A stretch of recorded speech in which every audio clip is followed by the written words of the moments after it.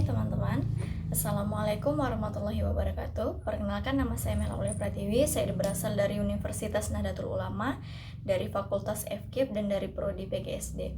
Di sini saya akan menjelaskan tentang materi keanekaragaman makhluk hidup dan persebarannya. Oke, keanekaragaman makhluk hidup adalah perbedaan antara makhluk hidup yang berbeda jenis dan spesiesnya.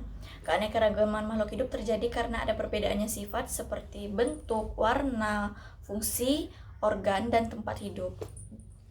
Oke, keanekaragaman makhluk hidup ini sangat penting bagi kelangsungan dan kelestarian makhluk hidup. Kenapa? Karena suatu keanekaragaman makhluk hidup ini sangat tinggi di sekitar kita.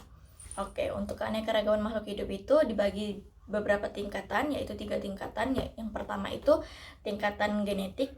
Tingkat genetik ini adalah genetik antar individu dalam satu spesies. Contohnya seperti mangga, jenis mangga yaitu ada dibagi beberapa jenis, yaitu seperti mangga golek, mangga arum manis, dan mangga Indramayu.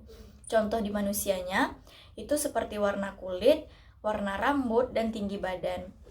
Oke, masuk ke tingkat ke spesies. Spesies ini perbedaan namun kekerabatan dalam satu jenis atau dalam satu family. Contohnya dalam kekeluargaan kucing atau family Felidae, yaitu seperti harimau, singa, macan tutul, dan kucing rumahan atau kucing kampung yang biasa kita temui.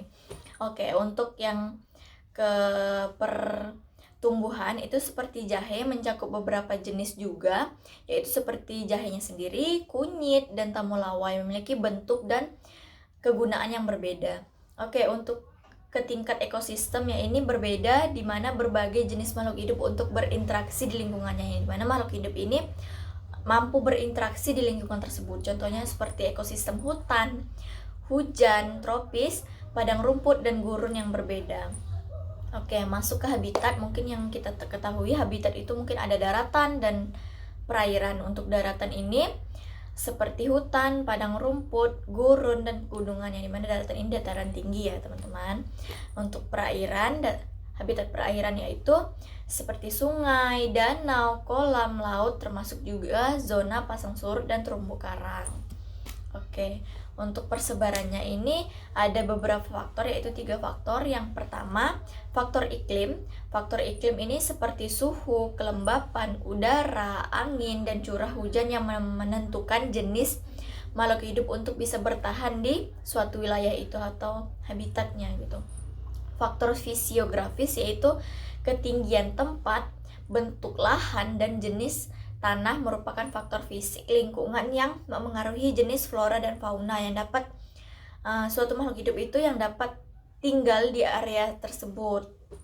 Faktor biologis yaitu hubungan antara makhluk hidup seperti interaksi antar spesies juga memengaruhi persebaran dan keberadaan suatu jenis flora dan fauna.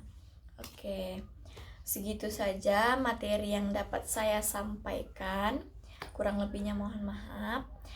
Dari kesimpulan materi saya yaitu keanekaragaman makhluk hidup di sekitaran kita ini sangat luas, dengan jutaan spesies yang berbeda tersebarnya di berbagai habitat tadi. Persebaran makhluk hidup ini dipengaruhi oleh faktor-faktor yaitu seperti iklim, fisiografis, dan biologis, yang dimana sumber daya bagi manusia ini dengan memahami keanekaragaman makhluk hidup dan persebarannya, kita dapat lebih menghargai dan menjaga keanekaragaman yang ada di bumi ini agar tidak punah ya teman-teman.